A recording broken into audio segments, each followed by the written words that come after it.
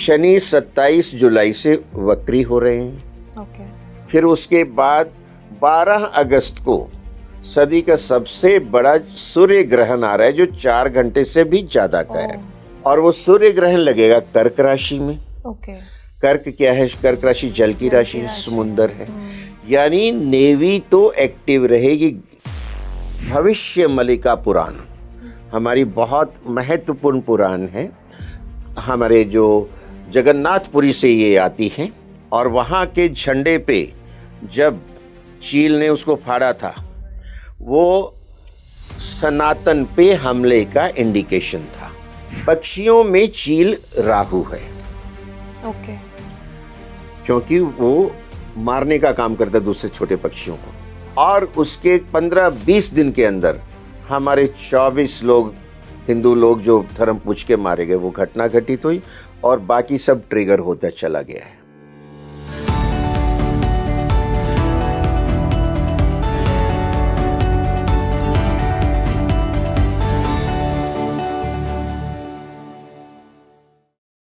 आप सभी खुद अपनी आंखों से देख रहे हैं कि हालात कैसे हैं।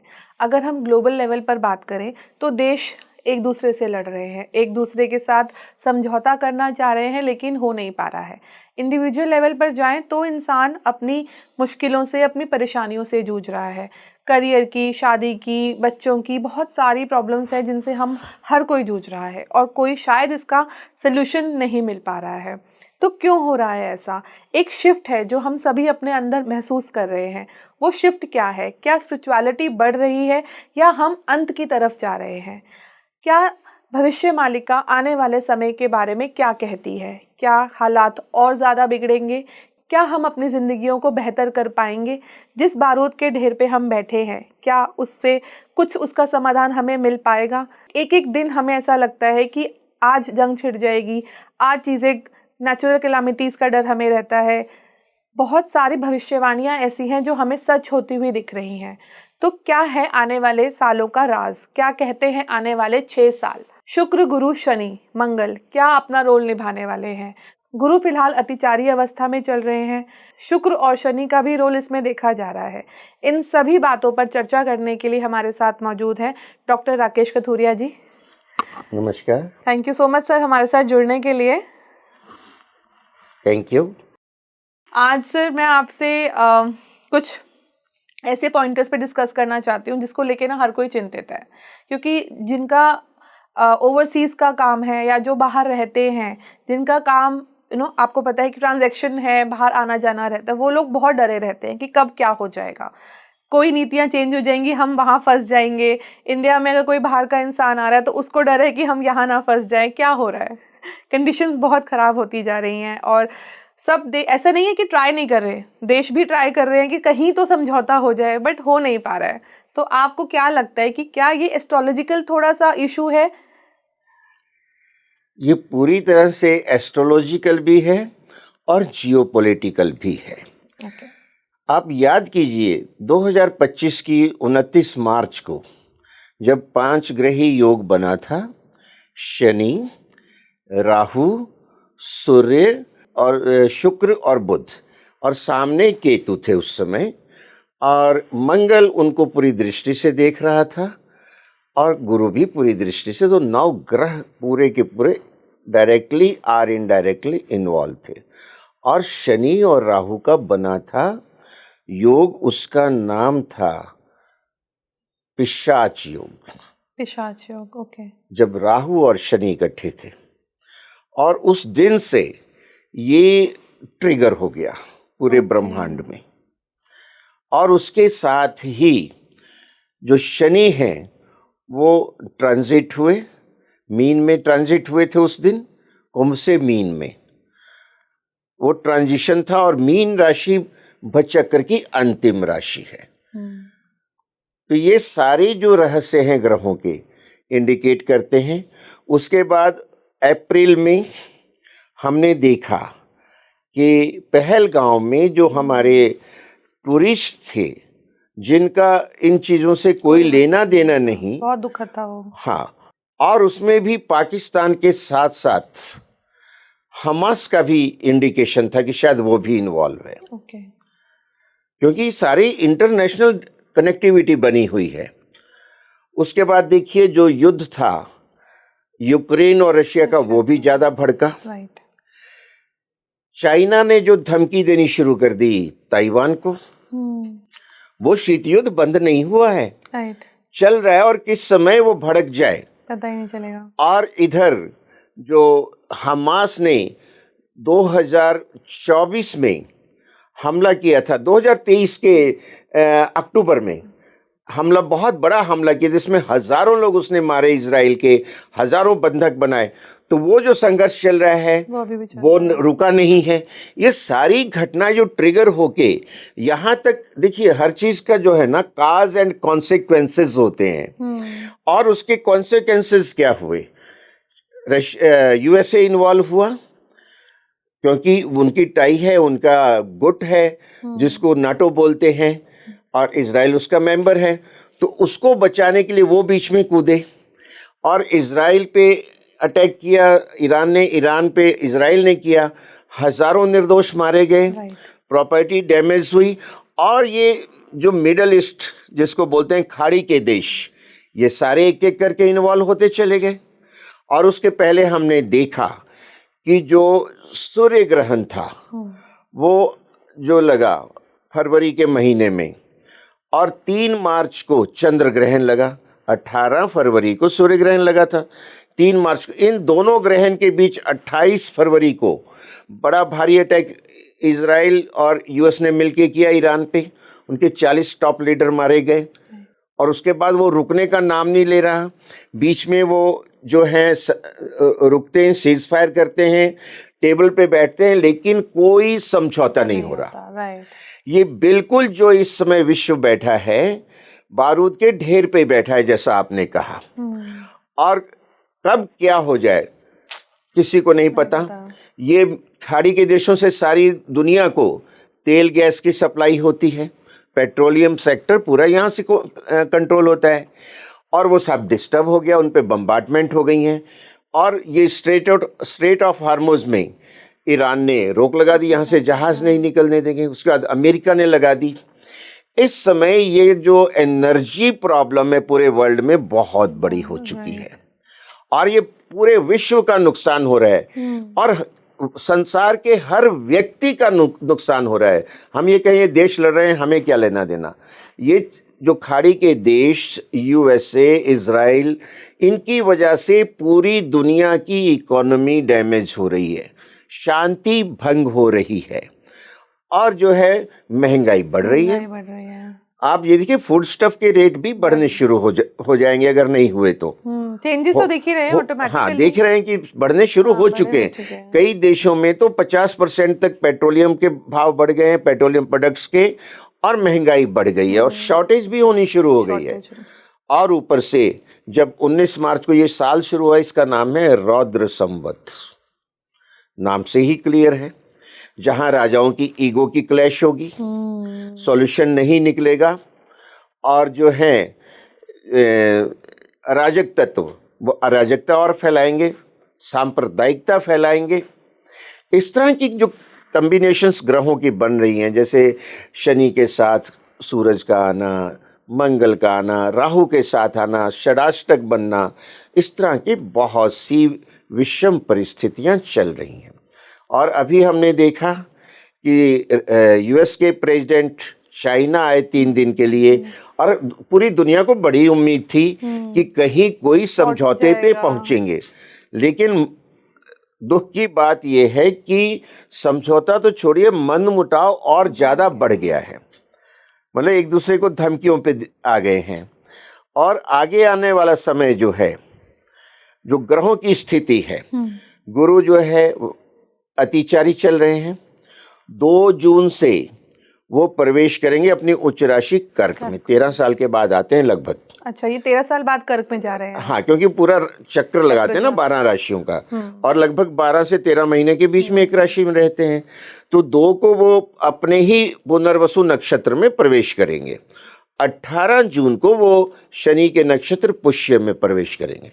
पुष्य नक्षत्र में गुरु के सर्वोत्तम शुभ फल मिलते हैं। आपने गुरु पुष्य नक्षत्र का नाम हाँ, सुना गुरु होगा, इसे पुष्य अमृत नक्षत्र, योग भी राइट कहते हैं। राइट। वैसे प्रकृति में अमृत योग बन रहा है, लेकिन गुरु अतिचारी होने के कारण जितने शुभ फल हमें अपेक्षित हैं वो नहीं दे पाएंगे। आगे बढ़ते हैं। शनि 27 जुलाई से वक्री हो रहे हैं। ओके। फिर उसके बाद 12 अगस्त को सदी का सबसे बड़ा सूर्य ग्रहण आ रहा है, जो 4 घंटे से भी ज्यादा का है, और वो सूर्य ग्रहण लगेगा कर्क राशि में। ओके। कर्क क्या है? कर्क राशि जल की राशि है, समुंदर है। यानी नेवी तो एक्टिव रहेगी। बहुत बड़ी बड़ी कंट्रीज की जो हम स्टेट ऑफ हार्मोज में देख रहे हैं, वहां शांति नहीं दिख रही है, क्योंकि गुरु अतिचरी होकर प्रवेश कर रहे हैं कर्क में, और कर्क में सूर्य ग्रहण लग रहा है। ठीक है, भारत में नहीं है, कोई सूतक नहीं, कुछ नहीं, लेकिन सूरज तो एक है, और वो नॉर्थ अमेरिका में लग रहा है, और आपके जो यूरोप है वहाँ लग रहा है, अफ्रीकन कंट्रीज में है, अटलांटिक में है, उधर ऑस्ट्रेलिया साइड में है। यानी बहुत बड़े भूभाग पे लग रहा है जो कि इन्वॉल्व है लड़ाई में, तो वो भी युद्ध को भड़काने वाला हो सकता है। मैंने अभी पिछला एग्जाम्पल दिया ग्रहण का। फिर 28 अगस्त को 2026 ग्रहण लग रहा है चंद्रमा को। फिर 2 ग्रहण के बीच का ये समय है। ये जो चंद्र ग्रहण लगेगा ये कुंभ राशि में लगेगा। ओके। कुंभ राशि जो है जल तत्व की है, जो है रहस्य इसका है, लेकिन ये कहलाती वायु तत्व की है। अब वायु तत्व की राशि में ग्रहण लगा तो वायु में क्या क्या होता है? अग्नि, मिसाइल चलती हैं, बम्बार्टमेंट होती हैं, क्रैश होते हैं प्लेन। तो ये सारे इंडिकेशन जो हैं शुभ नहीं हैं। और आगे बढ़ते हैं। जो गुरु हैं वो 31 अक्टूबर 2026 को सिंह राशि में प्रवेश करेंगे। सिंह राशि अग्नि तत्व की है। हालांकि गुरु इसमें काफी कोशिश करते हैं अच्छे प्रभाव देने, लेकिन कंडीशन से अप्लाई अतिचारी हैं, तेज गति से जा रहे हैं तो वो भी कुछ फटाफट निकल जाएंगे, निकल जाए।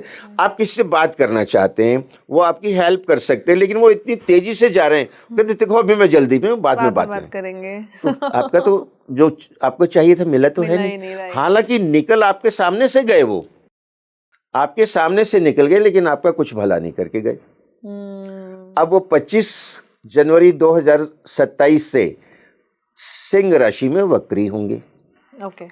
वक्र काल अच्छा नहीं होता। और इधर मैंने कहा 27 जुलाई से शनि वक्री होंगे।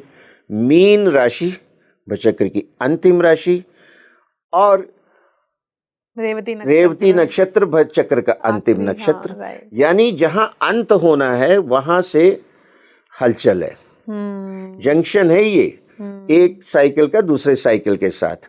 और वो जो वक्री रहेंगे लगभग 13 दिसंबर तक रहेंगे, और उस बीच 5 दिसंबर को मैंने कहा राहु केतु का राशि परिवर्तन है। अब वो जो गुरु वक्री होंगे 2027 की जनवरी से, वो वापस चलते चलते कर्क में आएंगे। कर्क में भी वक्री चलेंगे, बड़ा लंबा वक्र काल है, फिर जाके वो सीधे होंगे। ओके। तो ये बहुत जो डिस्टर्बेंस का पीरियड, बहुत डिस्टर्बिंग। इसमें जान माल की क्षति, प्राकृतिक आपदाएं, और खास करके ये सुनामी और भूकंप और उल्कापात ये सब उसमें दिख रहे हैं, बड़े खतरनाक हैं। सांप्रदायिक दंगे भी कहीं दिखते हैं, और विश्व में जो ये युद्ध है ये बहुत ज्यादा भड़क सकता है, एक्सट्रीम तक जा सकता है, क्योंकि ये जो चल रहा है this is the beginning of 3rd world war. हम 3rd वर्ल्ड वॉर की तरफ बढ़ रहे हैं? नहीं, हाँ, ये बिगिनिंग हो चुकी है, जहां 4-5 देश, 6-7 देश इन्वॉल्व हैं, खाड़ी के सारे देश इन्वॉल्व हो चुके। दुबई जैसे जो सेफेस्ट एंड द बेस्ट वो जो है बर्बाद हो रहा है, वहां से लोग छोड़ के निकल रहे हैं, और वहां की काफी इंफ्रास्ट्रक्चर डैमेज हो चुकी है बम्बार्टमेंट से। खबरें कम आती हैं, सच्चाई उससे कहीं ज्यादा है। ओके। तो सर मैं ये जानना चाहूँगी, जैसे मुझे ऐसा लग रहा है कि ये एक इल्यूजन सा पैदा हो गया है, क्योंकि एग्जैक्टली मुझे नहीं पता कि क्या इतनी प्रॉब्लम्स हैं जितना हम लोग जो कंट्रीज आपस में जूझ रही हैं, सत्ता का नशा इतना ज़्यादा पावरफुल उनके दिमाग में बैठ गया है कि they don't want to compromise, कहीं पर भी कॉम्प्रोमाइज़ मतलब कोई झुकने को तैयार नहीं है। तो क्या राहु भी कोई इसमें एक प्ले कर रहा है, कोई अपना रोल निभा रहा है? क्योंकि हर कोई एक भ्रम में फैला है कि मैं सुपीरियर हूँ, मैं सुपीरियर हूँ, कुछ ऐसा चल रहा है? जी हाँ, इसमें राहु, केतु, शनि, मंगल और सूरज, ये 5 प्लैनेट्स कंटिन्यूसली कभी ये कॉम्बिनेशन बना, कभी वो बना, तो ये प्ले कर रहे। अब जैसे मंगल है, अपनी उच्च राशि मेष में है, ये 20 जून तक यहाँ रहेंगे। इनका शनि के साथ द्विद्वादश बन गया, तो द्विद्वादश भी अच्छा नहीं होता है, क्योंकि सेकेंड हाउस मार्केश होता है, 12th हाउस व्यय होता है, एक दूसरे को मार रहे हैं और व्यय कर रहे हैं, यानी जब मारेंगे दूसरे को तो उसका व्यय नहीं हो जाएगा, उसका उसकी बर्बादी। तो ये योग बने हुए हैं। और मैं सुना करता था बचपन में एक गाना जो बड़ा रेलेवेंट है, आज लगभग 65-70 साल पुराना गाना है, और आज की सारी लीडरशिप ने भी सुना होगा, वो भी बच्चे रहे होंगे उस टाइम पे। वो गाना मैं आपको बताता हूँ कितना रेलेवेंट है। वो गाना यूं था, हम लाए हैं तूफान से किश्ती निकाल के, इस देश को रखना मेरे बच्चों संभाल के। हम लाए हैं तूफान से किश्ती निकाल के, इस देश को रखना मेरे बच्चों संभाल के। तुम ही भविष्य हो मेरे भारत विशाल के, इस देश को रखना मेरे बच्चों संभाल के। यानी हम जिसको आज कह रहे हैं जेन जी, आप देखिए हमारे बगल में नेपाल में, बांग्लादेश में, श्रीलंका में, इधर क्या क्या करवा दिया। और हमारे यहाँ भी कुछ नेता ऐसे हैं जो जेन जी को भड़का के कहते हैं कि आ जाओ सड़कों पे आ जाओ। वो सड़कों पे आए, कोई सोल्यूशन निकले, देश बर्बाद हो गए। कभी नहीं निकलता। तो ये मैसेज उनके लिए भी है, बच्चे मीन्स आज के जेन जी। और आगे की लाइन तो इतनी रिलेवेंट है कि मतलब उसको आप भविष्य दृष्टा जितने इतनी दूर तक देखा उस गीतकार ने, एटम बमों के जोर पे ऐठी है ये दुनिया, बारूद के एक ढेर पे बैठी है ये दुनिया, एटम बमों के जोर पे ऐठी है ये दुनिया, बारूद के एक ढेर पे बैठी है ये दुनिया, तुम हर कदम उठाना जरा देख भाल के, इस देश को रखना मेरे बच्चों संभाल के। तो क्या आज की लड़ाई एटम बम के ऊपर नहीं है? वो यूएस से ये कहता है ईरान को, तुम एटम बम मत बनाओ, तुम यूरेनियम की इनरिचमेंट मत करो। वो कहता है मुझे बनाना है और इजराइल पे डालना है, एकदम फोकस है उसका। अब इजराइल को मारना है उसने, तो इजराइल तो अपने बचाव की कोशिश करेगा, और यूएस से उसको समझाने की कोशिश कर रहा है कि ये प्लान तो अपना जो है छोड़ दे, इससे कोई फायदा नहीं होने वाला। हमने भी बहुत बनाया, आज तक एक ही बार मारा था, चाहते तो बहुत मार सकते थे, ये सॉल्यूशन नहीं है। लेकिन वो नहीं मान रहा, बर्बादी हो रही। कितना सटीक है कि एटम बमों के जोर पे, एटम बम की बात कह के एक दूसरे को धमकाया जा रहा है। तो ये वो बात है, और हम लोग लकी हैं, भारत के सौभाग्यशाली, कि हमारी जो आज की लीडरशिप है उसने भी बचपन में ये गाना शायद सुना होगा। और देखिए एक एक कदम देखभाल के संभल के उठा रहे हैं, इतनी कॉम्प्लेक्स सिचुएशन में भी, इंटरनेशनल जो सिचुएशन है, डिप्लोमेटिक जो डायरेक्शन लेस है पूरे वर्ल्ड की, वहां वो संभाल के देश को किस तरह बचाए हुए हैं। कि आज के दिन मैं ये कहूं कि हमारी जो इकोनॉमी डैमेज सबकी हो रही, लेकिन हम फिर भी बेस्ट पोजीशन में हैं, सेफेस्ट में हैं। हमारे यहाँ इतनी चीज़ों के भाव नहीं बढ़े हैं, किसी चीज़ की शॉर्टेज नहीं है एज ऑन डेट। तो अगर हम जो जैन जी है वो पूरा कॉपरेट करेगा और सारे कॉपरेट करेंगे, एकजुट रहेंगे, तो हम संभल के आगे निकल जाएंगे। थोड़ी तकलीफ का फेज है, आगे हम बढ़ेंगे। तो सर ये क्या वो टाइम है जो हम कभी सुनते थे एंशिएंट प्रोफेसीज की, ऐसा समय आएगा जब इंसान को खाने को नहीं मिलेगा, एक ऐसा समय आएगा जब सब कुछ पानी पानी हो जाएगा, आग लग जाएगी, भूकंप आ जाएगा, धरती कांपेगी। क्या उस समय के और नजदीक जाते जा रहे हैं? क्या वो एशियंट प्रोफेसीज के सच होने का समय आ रहा है?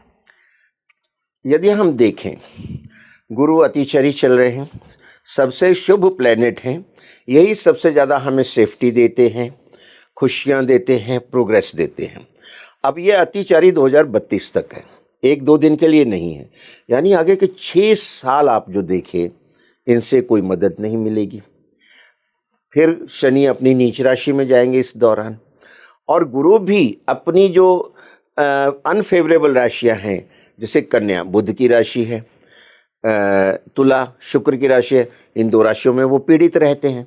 हालांकि उसके बाद जो मंगल की राशि आएगी, वृश्चिक में जाएंगे, फिर अपनी ही राशि धनु में जाएंगे तो वहाँ कंफर्टेबल है, लेकिन अतिचारी तो हैं। शनि नीच राशि में चलेंगे, और प्लेनेट जो टाइम टू टाइम कॉम्बिनेशन बनते रहते हैं, जिस तरह से शनि और मंगल इकट्ठे हो गए, शनि और सूरज इकट्ठे हो गए, राहु शनि इकट्ठे हो गए, राहु सूरज इकट्ठे हो गए, तो ये कॉम्बिनेशन तो बनते रहेंगे। और ये इधर से कोई सपोर्ट नहीं है। और मैं आपको मेंशन करता हूँ, भविष्य मलिका पुराण हमारी बहुत महत्वपूर्ण पुराण है। हमारे जो जगन्नाथपुरी से ये आती है, जो कि एक हमारा धाम है, जय जगन्नाथ।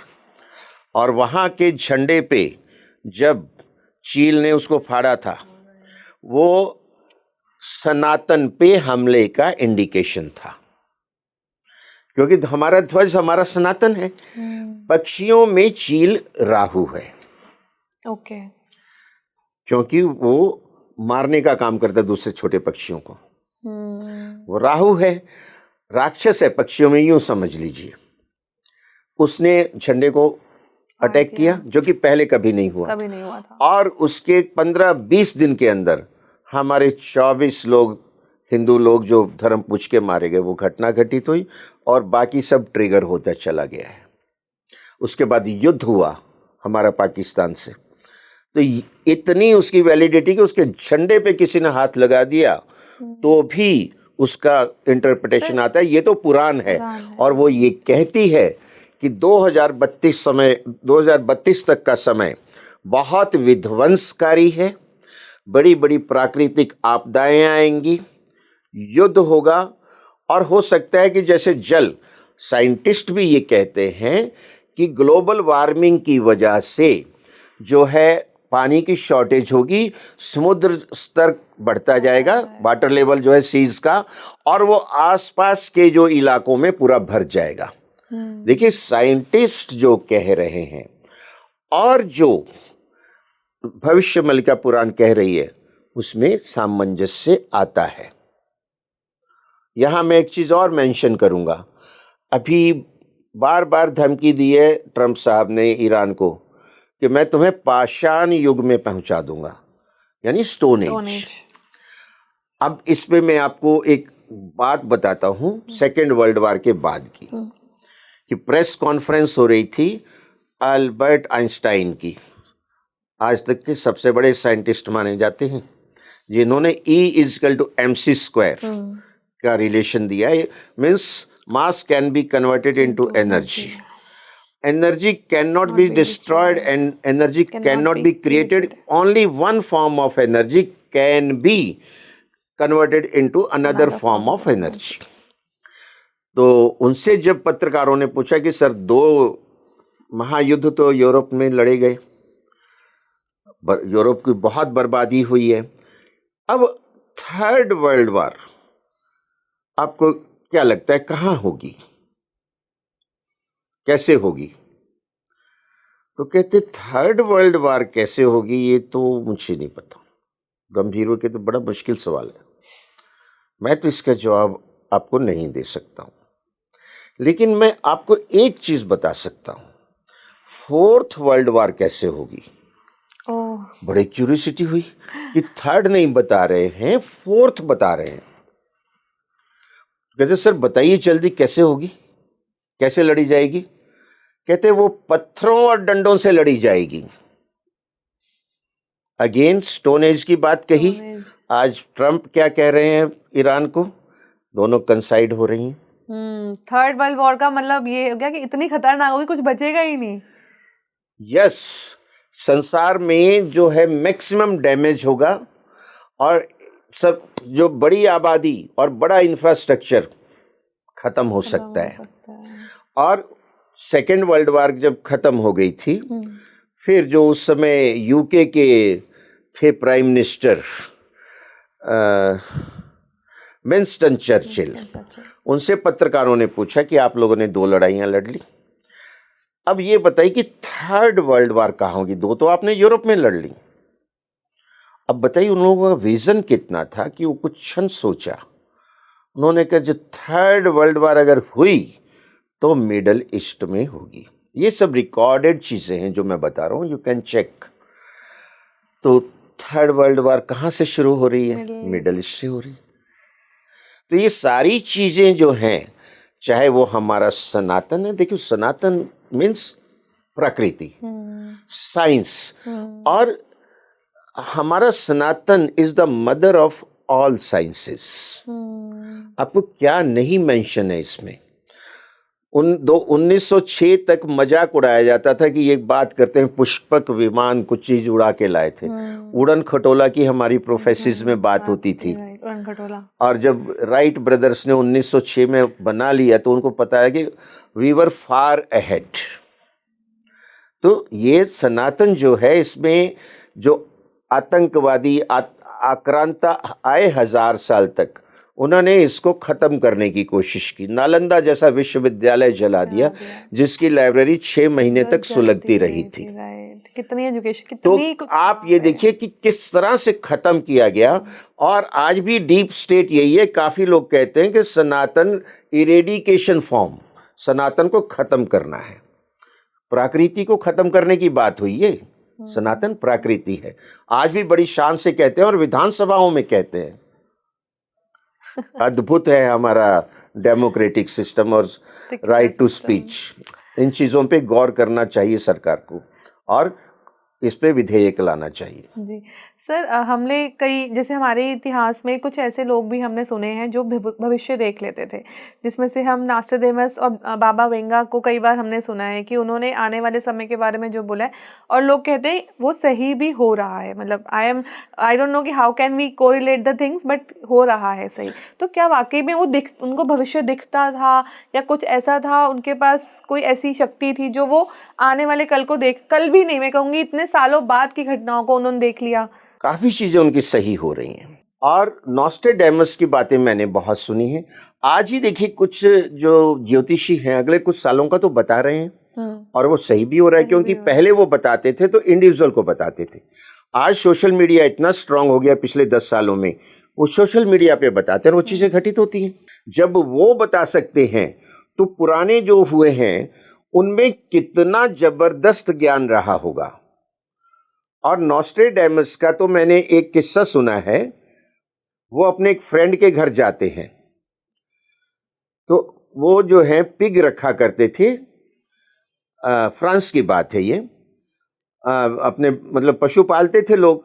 तो उसने नॉस्ट्रेडेमस को पूछा कि आप कौन सा पिग खाएंगे? आए हैं मेरे घर पे, मैं खाना खिलाऊंगा, आप रहिए मेरे पास, रुकिए, और मेरे गेस्ट हैं, आप अपनी चॉइस बताइए। जैसे हम गेस्ट को पूछ रहे हैं कौन सी सब्जी खाएंगे, आप जो चॉइस देंगे हम बना लेते हैं। उसने कहा आप रेड पिग खाएंगे या वाइट पिग खाएंगे? पिग 2 तरह के उनके होते हैं यूरोप में। तो नॉस्ट्रेडेमस ने कहा कि मैं रेड पिग खाऊंगा, बनवा लो। उसने मन में सोचा ये बहुत बड़ा एस्ट्रोलॉजर है, सब कुछ पकड़ लेता है, आज ना मैं इसको चकमा देता हूँ। वो अंदर गया, रसोइये को बोला व्हाइट पिग काट के वो बना दो। ठीक है। तो जब वो खाना खा रहे थे तो उसने नॉस्ट्रेडेमस से पूछा यार ये कौन सा पिग खा रहा है? तो उसने कहा मैं रेड पिग बोला था तुम्हें, रेड खा रहा हूं। हंसने लगा, कहता तुम्हारी ज्योतिष तो आज धरी रह गई, तुम्हें मैंने व्हाइट पिग खिलाया है, ये व्हाइट पिग खा रहे हो तुम। कहता नहीं मैं रेड खा रहा हूं। यू सो फर्म, जबकि वो वहां उनके ड्राइंग रूम में ही अंदर बैठा है, किचन को गया ही नहीं। तो कहते नहीं व्हाइट पिग बनवाया है मैंने बनवाया ही व्हाइट है। कहता नहीं मैं रेड पिग खा रहा हूं। उसने उस रसोइये को बुलाया, बोला ये पिग कौन सा है? तो वैसे सहम गया, डर गया। कहते बताओ, बोला ये रेड पिग है। तो कहते उसने ऊंची आवाज में कहा, मैंने तुम्हें बोला था वाइट बनाना है। कि सर मैं वाइट पिग को काट रहा था, काट भी लिया था। जंगली कुत्ते आए और वो अटैक किया उन्होंने, वो वाइट पिग को लेके चले गए, नोच के ले गए। फिर मेरे पास कोई ऑप्शन नहीं था, फिर दूसरा वाइट रेड था, मैंने रेड काट के बना लिया। नॉस्ट्रेडेमस हंसने लग गए। कहते हैं कि तेरा वाइट पिग मैं बचाना चाहता था, इसलिए मैंने ये कहा था, मुझे पता था ये हो सकता है कि वाइट पिग पे अटैक होगा, रेड पे नहीं होगा। He was so meticulous. My तो गॉड। आज सैकड़ों सालों बाद उनकी भविष्यवाणियां सही हो रही हैं। और मुझे यंग एज में पेरिस जाने का मौका मिला था और नॉस्ट्रेडेमस चर्च में मैं कई बार गया हूँ। ओके, तो वहाँ आपको कुछ अलग एनर्जी कुछ यस, फील हुआ? मुझे वीकेंड में मैं चला जाता था, वैसे में हम लोग बिजी रहते थे ट्रेनिंग में, मुझे उसमें बहुत अलग एनर्जी फील होती थी ओके, नॉस्ट्रेडेमस चर्च में। तो क्या मतलब सच में इतने दूरदर्शी होते हैं क्या ये लोग? मतलब हालातों को जानकर भविष्य बताते हैं, या फिर इनके पास एक ऐसी एनर्जी होती है, एक ऐसी शक्ति होती है, डिवाइन फोर्स कोई काम कर रही होती है जो उन्हें दिख जाता है कि कल, मतलब आंख बंद करो और कल क्या होने वाला है वो दिख जाता है? ये आपका प्रश्न बड़ा रेलेवेंट है कि उनको कैसे पता लगता था, क्योंकि वो पूरी तरह से प्रकृति में डेडिकेटेड थे। वो प्रकृति की हर चीज को समझने की कोशिश करते थे। कभी तो वो समय रहा होगा जब एब ओरिजिनो, जिसको हम बोलते हैं ट्राइबल, या जो शुरुआत में लोग रहे, उनको कितनी हैरानी होगी कि दिन हो गया, रोशनी हो गई, फिर रात हो गई। फिर रात में चंद्रमा कभी निकलता है, छोटा होता है, फिर बड़ा होता है, फिर इतना पूरा बड़ा हो जाता है, फिर वो गायब हो जाता है। उसी तरह वो प्रकृति में पूरी तरह जब हम समा जाते हैं तो प्रकृति अपने रहस्य हमें बतानी शुरू करती है। मैं इसका एक अद्भुत एग्जाम्पल आपको देता हूँ कि कॉपरनिक्स 600-700 साल पहले इटली में हुआ। उसने कुछ उस समय जो एस्ट्रोनॉमी शुरू की ग्रहों के बारे में, क्योंकि सूर्य और चंद्रमा तो दिखते ही हैं, सबको पता है। और फिर जो है उसके बाद गैलीलियो हुआ, उसने सबसे पहले टेलीस्कोप बनाया और कुछ सन की स्टडी की, उसमें कुछ धब्बे बताए या जो भी चीज़ें बताई। तो चर्च उससे बहुत नाराज हुआ कि प्रकृति से छेड़छाड़ की, तुम ये सब बताने वाले कौन होते हो। चर्च ने उसको सजा दी थी। और उसी समय जो गैलीलियो के समकालीन थे हमारे गोस्वामी तुलसीदास जी, और वो कहते हैं, युग सहस्त्र योजन पर बहानु, लिल्यो ताही मधुर फली जानू। यानी नासा ने जो, नासा कितना 150 साल पुराना होगा, उसने जो डिस्टेंस बताया सूरज का, जो मेजर के साइंटिफिक तरीकों से, कितनी साइंस प्रोग्रेस होने के बाद वो वहां उन्होंने बताया दोनों टैली होते हैं। Right right. तो यानी हमारे ऋषि मुनियों को, और हमारा ये जो वैदिक शास्त्र है, ज्योतिष है, ये तो लाखों साल पुराना है। और उसमें हर ग्रह का वर्णन आता है, ग्रह का साइज बताया हुआ है, डेंसिटी बताई है, कलर बताया है, करेक्टर बताया है, उसका वेट बताया है, और उसका मानव जीवन पे प्रभाव बताता है। नासा ने तो एस्ट्रोनॉमी से ग्रहों का परिचय क्या है उनकी पूरी बातें जान ली, weight, distance, measure, colour, refractive index, magnetic power, लेकिन मानव जीवन पे उसका क्या प्रभाव है ये नासा नहीं बताती है। ये सिर्फ और सिर्फ सनातन बताता है। यानी हमारे ऋषि मुनियों के पास बिना किसी इंस्ट्रूमेंट के इतनी शक्ति थी, वो ध्यान लगाते थे, और ध्यान लगाते थे तो ग्रह के साथ कनेक्ट होते थे। ये जो नवग्रह के बीज मंत्र हैं, ये क्या है? ये वो जो कनेक्टिविटी लाने का तरीका है। तभी वो मंत्र कितने पढ़े जाते थे, लाखों की तादाद में। यानी वो आदमी पूरी तरह से, इंसान उसमें लीन हो गया, उस ग्रह पे फोकस करके वो मंत्रों का जाप जब करता रहता था, तो अंदर हमारे ये जो सूक्ष्म शरीर तक जाते हैं ना, अन्नमयी कोश है ना, ज्ञानमयी कोश, जो कोश अंदर खुलते चले जाते हैं, कनेक्टिविटी हो जाती है प्रकृति के साथ। राइट। और फिर ग्रह का सारी रहस्य उसको पता लगता है। और वो था और उनके प्रभाव उसी तरह से नोस्ट्रेडेमस हुए, जो दूसरे हुए, या भविष्यवाणी पुराण में कैसे लिखा गया है 2032 तक का समय हमारे जो है, वो सारी कैलकुलेशन उनको दिखने ध्यान लगती में थी, रखती थी। उससे दो जाते थे। और चूंकि वो एक तरह से पूरी तरह उसमें समर्पित हैं प्रभु चरणों में, कोई उनका दुनियावी चीज़ों से, गलत चीज़ों से कनेक्शन नहीं है। प्योरिटी बहुत बड़ी बात है। आपका हृदय एकदम शुद्ध है, क्लीन है, तो भगवान आपको वो ज्ञान देते हैं। सर तो वो कोई बहुत विरले लोग थे जिनको ये ज्ञान मिला, उन्होंने लिखा, और आज हम देख रहे हैं कि उसमें से ज़्यादातर चीज़ें सही सही होती चली जा रही हैं। सर, हम बार बार भविष्यवालिका की बात करते हैं। भविष्यवालिका में बहुत ऐसी चीज़ें बताई गई हैं जो अगर होने लगे तो बहुत खतरनाक हो सकता है। मतलब आपने जगन्नाथपुरी, जगन्नाथ धाम हमें कई बार ये इंडिकेशन दे चुका है कि आने वाला समय सही नहीं है, सही नहीं। तो एज एन इंडिविजुअल, मतलब क्या हमारे कलेक्टिव कर्मास का असर हो सकता है कि आने वाली चीज़ों को हम टाल सकते हैं या उन्हें और बढ़ा सकते हैं? इस दौरान ग्लोबल लेवल पे हर कोई लड़ रहा है, बट हमारे जो कलेक्टिव कॉन्शियसनेस है वो किस तरह काम कर रही है, ह्यूमन की, एक इंसान, हम इंसानों की? जो कलेक्टिव कॉन्शियसनेस है बहुत ज़्यादा मैटर करती है। प्राचीन काल में आपने हमारे वैदिक में सुना होगा, सनातन में, कि जब ग्रह चाल बहुत ही नेगेटिव होते थे, जैसे अभी हुए चल रहे हैं, गुरु अतिचारी हो रहे हैं। अब गुरु हो रहे हैं, प्रकृति को तो पकड़ नहीं सकते। और एक बार रावण ने पकड़ के सारे ग्रह बैठाए थे 11वें घर में अपने परिवार के लोगों की, क्या दुर्दशा हुई उसका सबको पता है। तो उस समय जैसे गुरु अतिचारी है, तो लार्ज स्केल पे पूरे जो समाज को इकट्ठे लेके बड़े बड़े साधु संत होते थे, वो हवन कुंड, सबका सहयोग आता था यथासंभव, और वहाँ हवन किए जाते थे। उस ग्रह को प्रसन्न करने के लिए मंत्रोच्चारण होते थे, और वो लंबे समय तक चलते रहते थे। और उस समय के जो राजा लोग थे वो उसमें पूरा सहयोग करते थे, रादर वही ऑर्गेनाइज करवाते थे। राजगुरु को कह के, राज ज्योतिष को वो सारी टीम होती थी, और जनता उसमें इन्वॉल्व होती थी। तो वो जो कलेक्टिव कर्म की बात आपने कही, वो शुद्ध होने शुरू हो जाते थे। हर कोई अपने कर्म कर रहा है और सब अच्छे करे, ये ज़रूरी नहीं है। कई लोग जो हैं विकृत मानसिकता के होते हैं, और वो जैसे बोलते हैं कि सनातन को इरेडिकेट कर देंगे, तो ये विकृत मानसिकता है। तो उन लोगों के नेगेटिव कर्म भी ऐसे लोग जो है ना, आज की प्रकृति को खराब कर रहे हैं। तो ये कलेक्टिव कर्म बहुत मैटर करते हैं, अपने कर्म ठीक रखने हैं। और यदि इस तरह की, जैसे हम प्राचीन काल में सामूहिक यज्ञ हवन कर पाते थे, वो हो, तो प्रकृति की कृपा आनी शुरू हो जाती है कि ये लोग जब हम समूह में प्रार्थना करते हैं, पूजा करते हैं, उसका प्रभाव मैनी फोल्ड हो जाता है।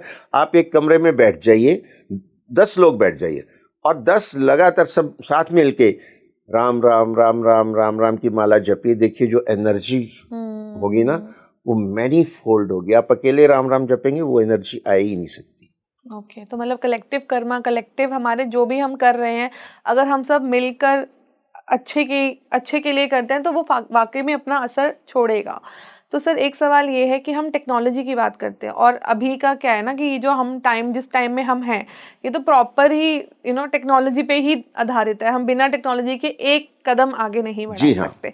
तो क्या आने वाले समय में टेक्नोलॉजी हमें पूरी तरह कंट्रोल कर लेगी, या हम उसको अपने कंट्रोल में रख पाने में सफल हो पाएंगे? इसमें जो AI का समय आ रहा है, ये हालत हो गई है, क्या सच है क्या झूठ है। बिल्कुल सर। ये जो फेक वीडियोस आ रहे हैं, लेकिन बिल्कुल जैसे सच्चे होते हैं, ट्रू वो दिख रहे हैं। यानी टेक्नोलॉजी आज हम पे हावी होती चली जा रही है। राहु का असर है ये भी। पूरा राहु काल जिसको कहते हैं ना, हर युग होता है, जैसे कहते हैं ना, पाषाण युग, लौह युग, स्वर्ण युग।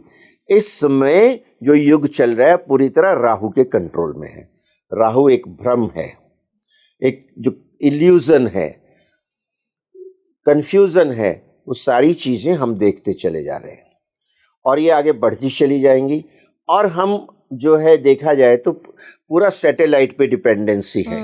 ये जो कम्युनिकेशन है और डिजिटल का जो कनेक्टिविटी है, खुदा ना खास्ता कहीं उन सैटेलाइट पे जो है अटैक हो जाते हैं, हर एक दूसरे का दुश्मन बना हुआ है। कोई रशिया के सैटेलाइट हैं, कोई इंडिया के हैं, कोई यूएस के हैं, कोई चाइना के हैं, अगर उन्होंने एक दूसरे को जो है डैमेज करना शुरू किया अंतरिक्ष में जाके, तो आपका सारी व्यवस्था चरमरा जाएगी। राइट। तो मतलब हम टेक्नोलॉजी के गुलाम हो गए हैं। कि भेंट भी चढ़ सकते हैं, गुलाम तो हो ही गए हैं। हो सकता है कि हम आने वाले समय में टेक्नोलॉजी हम पर पूरी तरह अपना कंट्रोल कर ले, कि रोबोटिक्स में लोग जा रहे हैं, रोबोट्स ही बना रहे हैं, इंसानों वाला काम रोबोट से करवाएंगे। आप देखिए अगले आने वाले 30 साल में, अभी जो साइकिल शुरू होगा शनि का मेष राशि से, अगले 12 सालों में, आप पिछला 30 साल याद कीजिए, हम लोग 30 साल से बड़ी उम्र के हैं, पिछला 30 साल जाइए 1995-96, क्या उस समय किसी के हाथ में मोबाइल था? हम कहते थे हमारे घर में टेलीफोन है, मोबाइल आया तो पता लगा ये टेलीफोन नहीं है तो लैंडलाइन है। ये लैंडलाइन है, राइट। अच्छा, और सबका घर में जब फोन आता था, हाँ बेटा आजा तेरे दोस्त का फोन है, राइट। तो हमारे फलाने रिश्तेदार का फोन है। अब वो चीज़ खत्म हो चुकी है, क्योंकि सबके अपने अपने आते हैं, और उसमें पूरी डिजिटल इतनी चीज़ें आ गई कि अगर आज आप मोबाइल भूल के आ गए घर पे, तो आपका तो एग्जिस्टेंस ही नहीं है, आपकी तो वैल्यू नहीं। ओटीपी कहाँ से बताएंगे? नहीं बताएंगे, सही हाँ बात जी। है। खुद को ही एक एंजाइटी हो जाएगी ना, कुछ मिसिंग हो गया, कुछ मिसिंग हो गया। तो शुरू में किसी कंपनी ने कहा था ना, कर लो दुनिया मुट्ठी में, आज ये है कि इसमें पूरी दुनिया समाई हुई है, राइट। आपकी हर चीज इसमें आ गई, तो पूरी तरह इस पर डिपेंडेंट हो गए हैं आप। ये चीजें बढ़ती जाएंगी और अल्टीमेट ये मानवता को धोखा दे जाएंगी, और अगले 30 साल में आपको देखने को मिलेगा जिस तरह पिछले 30 साल में बदले हैं।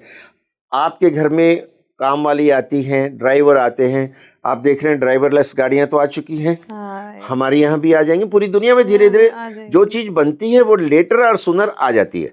मोबाइल हमारे यहाँ 2000 के लगभग आया, लेकिन बाकी दुनिया में तो जब मैं पेरिस गया था 1984-85 में, उस समय वहाँ था वो मोबाइल। हमारे यहाँ लेट आता है थोड़ा, लेकिन अब हमारे यहाँ भी फास्ट आने लगे। घर में बाइक की जरूरत ही नहीं, रोबोट रखा हुआ है। सफाई के लिए एक है, दूसरा कपड़े धोने के लिए, किचन के काम के लिए, और वो इस रेंज में अल्टीमेटली आ जाते हैं कि मिडिल क्लास उसको अफोर्ड कर लेती है। वो इस तरह से इकोनॉमी को सेट करते हैं, वो सारी प्लानिंग होती है उन कंपनीज की भी। आजकल समाज में हम देख रहे हैं कि शादियां भी बहुत कम हो रही हैं, बहुत लेट हो रही हैं, और होने के बाद वो लोग बच्चा नहीं पैदा करते। तो ह्यूमन पॉपुलेशन भी अगर इस तरह से देखें तो कम होगी, और उससे क्या है, सर्टेन जो इथिकल कम्युनिटी है वो भी खत्म होने लगेंगी, क्योंकि अगर बच्चे पैदा नहीं किए आपने तो अगली जनरेशन कम होती जाएगी और काम करने वाले मिलेंगे ही नहीं। तो फिर आपको रोबोट पे ही डिपेंड करना पड़ेगा। आपको ड्राइवरलेस गाड़ी चाहिए, घर पे रोबोट काम करने के लिए चाहिए। और कामों के पता लगा कि डॉक्टर जो है, सर्जन है, जो सर्जरी हो रही है वो भी अभी रोबोटिक हुई है। फिर पूरी अब उस रोबोट को डॉक्टर हैंडल, फिर पता लगा 100% रोबोटिक सर्जरी रोबोट अपने आप ही कर रहा है। उसमें की हुई है उसकी जो प्लानिंग वगैरह, हाँ फीड किया हुआ है सॉफ्टवेयर, उसका अपने आप कर रहा है। ये सब चीजें अगले 30 साल में आप देखेंगे। आप पता लगा मशीन के अंदर से निकल गए, सारे आपके पैरामीटर रिकॉर्ड हो गए उसमें, एक एक अलग टेस्ट हो ही नहीं रहा है। सर मैं खुद देखती हूँ फोन में, आई डोंट नो हम ये आउट ऑफ कंटेंट बांधना कर रहे हो, लेकिन मैं खुद कई बार क्या होता है ना, आप फोन हाथ में लेके बैठे हो और आप अपने आप जनरली आपस में कुछ बात कर रहे हो, आपका वो फोन सुन रहा होता है और आपको वही रील या वही चीजें आपको ऐड दे देगा कि जिस बारे में आप बात कर रहे हो। तो ये तो बहुत खतरनाक चीज है, बहुत खतरनाक है। आपकी पूरी जासूसी करता है। बात की बात कह रही है। मैं कई बार पुराने गाने सुनता हूँ, तो वो गाना खत्म होने वाला होता है तो मेरे मन में आता है कि अब मैं ये गाना सुनूंगा तो उसके लिए मुझे उसको सर्च करना पड़ेगा ना। लेकिन नहीं, वो गाना खत्म होते ही जो गाना मैं सोच रहा हूँ वो गाना उसमें सामने आ जाता है। ये कुछ ऐसे कैसा ये एआई का कुछ इसमें ऐसा डाल दिया कि हमारा माइंड भी रीड कर रहा है। ये कुछ हिडन चीजें हैं ऐसी जो शायद आने वाले टाइम में हमें पता चलेगा कि ये चीजें भी एग्जिस्ट कर रही थी और हमें पता नहीं था, जो कि सही नहीं है। बिल्कुल, आपकी प्राइवेसी टोटली लॉस्ट हो चुकी है। आपका हर मूवमेंट इनके पास रिकॉर्ड है, गूगल पे और जगह पे। राहु ने बिल्कुल कंट्रोल कर रखा है पूरी तरह से, और भ्रमित कर रखा है। एआई की जैसे हमने बात की, वीडियो फेक होती है लेकिन भ्रमित कर दिया कि सही रियल है, हाँ, और वो सही और उस पे लगती भी रिएक्शन है। शुरू हो जाते हैं, उस बंदे को लोग गाली देना शुरू ट्रोलिंग कर शुरू देते हो हैं। जाती है, राइट। तो सर हमने बहुत जब बात करनी शुरू करी थी तो हमने काफ़ी सारे ग्रहों की बात करी, आने वाली सिचुएशंस की बात करी, जो कि जितना मुझे समझ आया कोई बहुत अच्छा समय तो नहीं है ग्लोबल नहीं, लेवल पर आगे का देखा जो जाए समय तो। है 6-7 साल का, हम्म। वो काफी विध्वंसक है, डिस्टर्ब है, और इससे हर कोई प्रभावित होने वाला है। लेकिन हम इसमें भी आपको एक सलाह देंगे कि अपने पे और भगवान पे पूरा विश्वास रखना है। हनुमान चालीसा पढ़ते रहिए, गुरु अतिचारी हैं। गुरु को अच्छा करने के लिए आप प्रतिदिन विष्णु सहस्त्र नाम का जाप करते रहिए, माथे नाभि जी पे केसर लगाते रहिए, गाय की और आसपास जो पशु पक्षी उनकी सेवा करते रहिए। चीजें कुछ बेटर चलेंगी आपके साथ। और अगर सर मैं आपसे अल्टीमेटली कब हम अच्छा समय देखना शुरू करेंगे, वो कब आएगा? बीच में थोड़े थोड़े पैच आएंगे, जैसे मैंने कहा, जब गुरु धनु में आएंगे, शनि वृषभ में आएंगे, लेकिन वो बहुत छोटे पैच हैं। और अगर अच्छे समय की बात करें तो गुरु का अतिचारी पीरियड 2032 तक है। ये पीरियड ओवर होने के बाद हमें लगता है कि आशा की किरण है, चीज़ें बहुत अच्छी होंगी, तब तक सब सेटल हो जाएगा, सबके जो समझौते हो जाएंगे, और जो होना है वो हो चुकेगा। उसके बाद जो है प्रोग्रेस चालू होगी। 2032 तक हमें संभल कर रहना है, अपने विवेक से काम लेना है, अपने और अपने परिवार पे कंट्रोल जी रख के जी चलना है, हाँ, और हर भगवान कदम की शरण उठाना में है जरा रहना है, देखभाल के, और अपने भगवान की शरण में रहना है पूरी बिल्कुल तरह। अपने भगवान की शरण में बिलीफ रहना। सिस्टम को हमें अपने मजबूत रखना होगा। यहाँ कोई डराने की बात नहीं हुई है, बट मुझे लगता है कि अगर आप सरेंडर मोड में रहते हैं, किसी भी अगर जिस भी डिवाइन एनर्जी को आप मानते हैं, अगर आप सरेंडर्ड रहते हैं तो लाइफ बहुत आसान वैसे ही हो जाती है। जी हाँ।